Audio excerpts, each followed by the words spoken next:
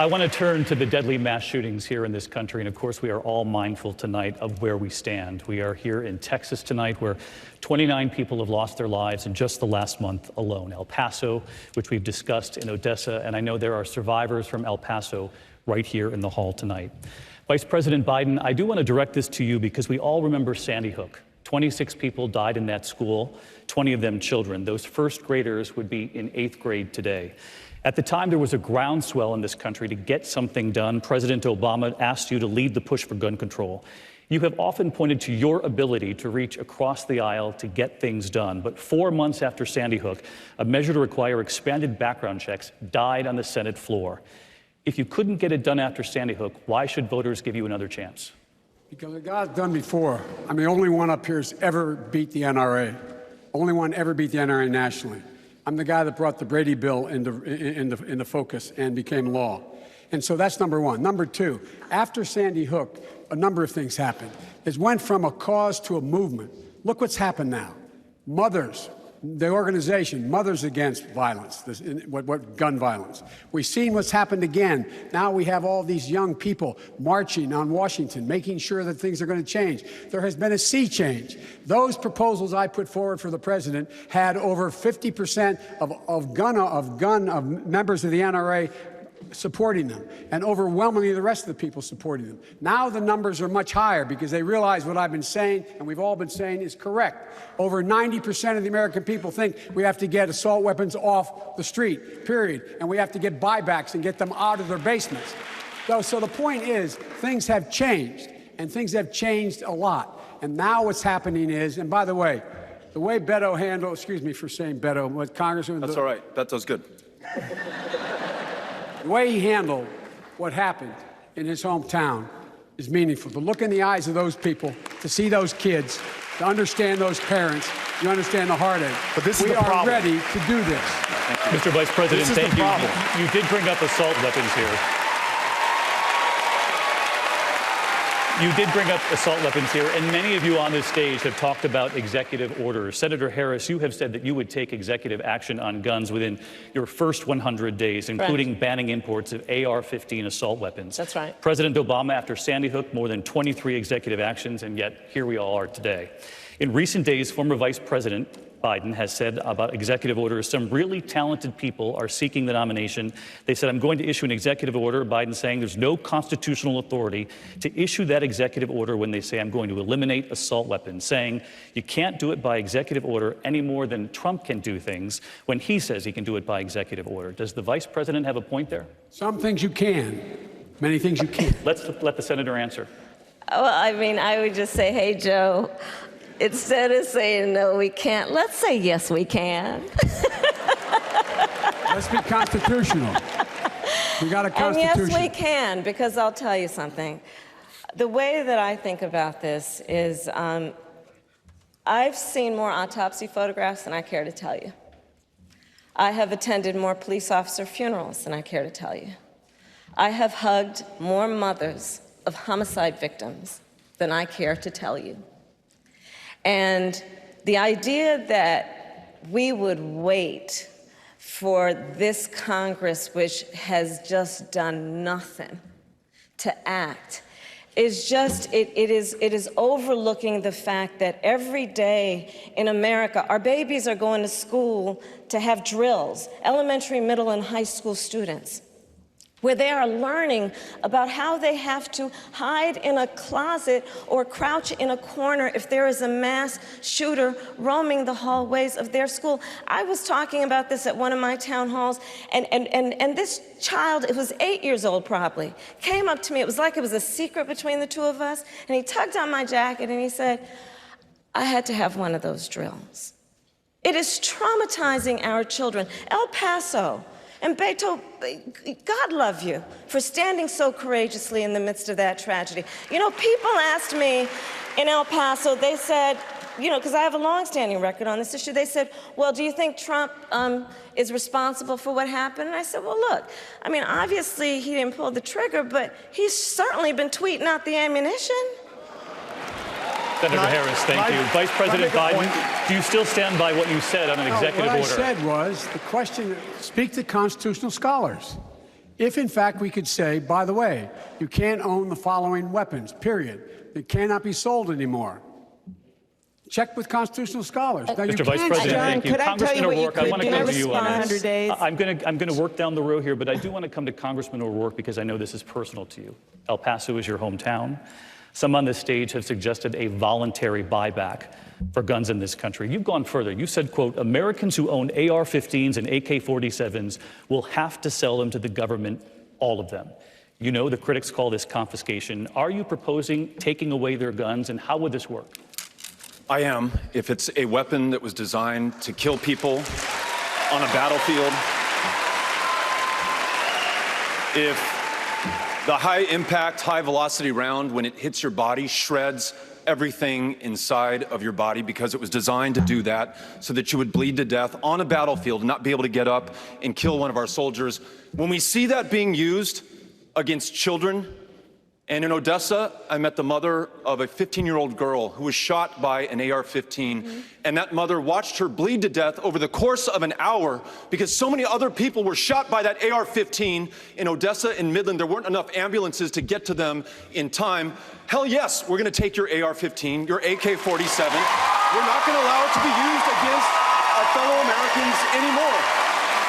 Congressman, thank you. And I want to say this. I'm listening to the people of this country. The day after I proposed doing that, I went to a gun show in Conway, Arkansas, to meet with those who are selling AR-15s and AK-47s and those who are buying those weapons. And you might be surprised, there was some common ground there. Folks who said, I would willingly give that up, cut it to pieces.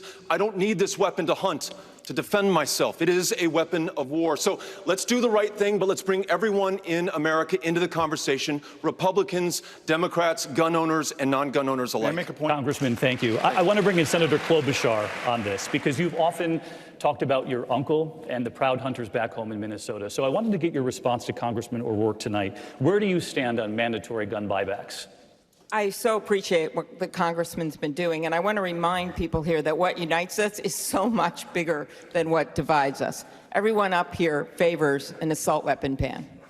Everyone up here favors magazine limitations, which, by the way, would have made a huge difference if that was in place in El Paso, in that store where all those ordinary people showed such extraordinary courage, and certainly in Dayton, Ohio, where in 30 seconds, one man guns down innocent people. The cops got there in 1 minute, and it still wasn't enough to save those people. That's what unites us. You know what else unites us? And I'll tell you this. What unites us is that right now, on Mitch McConnell's desk are 3 bills. Universal background checks, closing the Charleston loophole, and passing my bill to make sure that domestic abusers don't get AK-47. Senator so Klobuchar. if we want to get something done, and I personally think we should start with a voluntary buyback program. That's what I think, David. But I want to finish this because if you want action now, we got to send the message to Mitch McConnell. We can't wait until one of us gets in the White House. We have to pass those bills right now to get this done. Senator because Klobuchar. we cannot spare another innocent life. Thank you. Thank you. I want to turn to Senator Booker because you have said just this week about guns and about the candidates on this stage that the differences do matter. Those were your words. You have argued if you need a license to drive a car in this country, you should have a license to buy a gun. Gun owners would not only have to pass a background check, they would have to obtain a federal license to buy a gun. This would require, as you know, Congress to pass legislation. If Democrats can't get universal background checks, how would you get this done? And can you name one Republican colleague of yours in the Senate right now who would be on board with this idea? So background checks and gun licensing, these are agreed to by overwhelmingly the majority of Americans. 83% of Americans agree with licensing. This is the issue. Look, I grew up in the suburbs. It was about 20 years ago that I came out of my home when I moved to inner city Newark, New Jersey, and witnessed the aftermath of a shooting. It's one of the reasons why shooting after shooting after shooting in neighborhoods like mine for decades, this has been a crisis for me. It's why I was the first person to come out for gun licensing. And I'm happy that people like Beto O'Rourke are showing such courage now and coming forward and also now supporting licensing. But this is what I'm sorry about. I'm sorry that it had to take issues coming to my neighborhood or personally affecting Beto to suddenly make us demand change. This is a crisis of empathy in our nation. We are never going to solve this crisis if we have to wait for it to personally affect us or our neighborhood or our community before we demand action. You want to know how we get this done? We get this done by having a more courageous empathy where people don't wait for this hell to visit upon their communities. They stand up and understand the truth of what King said, that injustice anywhere is a threat to justice everywhere. I will lead change on this issue because I have seen what the carnage creates in communities like mine, because we forget national shootings, these mass shootings are tragedies, but the majority of the homicide victims come from neighborhoods like mine. Nobody has ascended to the White House that will bring more personal passion on this issue. I will fight this and bring a fight to the NRA and the corporate gun lobby like they have never seen before. Senator Booker, thank you. A quick follow-up, though, because Americans watching tonight know the reality of Congress in Washington. I asked, do you have a Republican colleague in the Senate who would be on board with this idea to get this done? You know, if that was the attitude when Strom Thurmond had the longest filibuster ever on civil rights, if it was this idea that we can't get it done because of the situation in the Senate, I'm looking to lead a movement. The number one reason why governments are formed is to protect the citizenry. Think about this. We have had more people die due to gun violence in my lifetime than every single war in this country combined from the Revolutionary War till now. This is not a side issue to me. It is a central issue to me. That is the kind of fight, because the majority of homicide victims, we have a mass shooting every single day in communities like mine. We must awaken a more courageous empathy in this country so that we stand together and fight together and overwhelm those Republicans who are not even representing their constituency. Because the majority of Americans, the majority of gun owners agree with me, not the corporate gun lobby. It is time for a movement on this issue, and I will lead it. Senator Booker, thank you. Senator Warren, I want to come to you next, because you have actually said in recent days that there are things you can get done with Republicans in the Senate. What can you get done on gun control? So let's start by framing the problem the right way. We have a gun violence problem in this country. The mass shootings are terrible, but they get all the headlines. Children die every day on streets, in neighborhoods, on playgrounds. People die from violence, from suicide and domestic abuse. We have a gun violence problem in this country, and we agree on many steps we could take to fix it. My view on this is it's not going to be one and done on this. We're going to do it, and we're going to have to do it again, and we're going to have to come back some more until we cut the number of gun deaths in this country significantly. But here's the deal. The question we need to ask is, when we've got this much support across the country, 90% of Americans want to see us do, I like registration, want to see us do background checks, want to get assault weapons off the streets. Why doesn't it happen? And the answer is corruption, pure and simple. We have a Congress that is beholden to the gun industry. And unless we're willing to address that head on and roll back the filibuster, we're not going to get anything done on guns. I was in the United States Senate when 54 senators said, let's do background checks, let's get rid of assault weapons. And with 54 senators, it failed because of the filibuster. Until we attack the systemic problems, we can't get gun reform in this country. We've got to go straight against the industry, and we've got to change Congress so it doesn't just work for the wealthy and well-connected, so it works for the people. Senator Warren, thank you. You bring up eliminating the filibuster, which means you would need simply a simple majority in a Republican Senate to get something done. I want to turn to Senator Sanders on this, because you've said before of this, if Donald Trump supports ending the filibuster, which he's talked about himself, you should be nervous. Would you support ending the filibuster? No, but what I would support absolutely is passing major legislation, the gun legislation that people here are talking about, Medicare for all, climate change legislation that saves the planet. I will not wait for 60 votes to make that happen. And you could do it in a variety of ways. You could do that through budget reconciliation law. You have a vice president who will, in fact, tell the Senate what is appropriate and what is not, what is in order and what is not. But I want to get back to a point that Elizabeth made.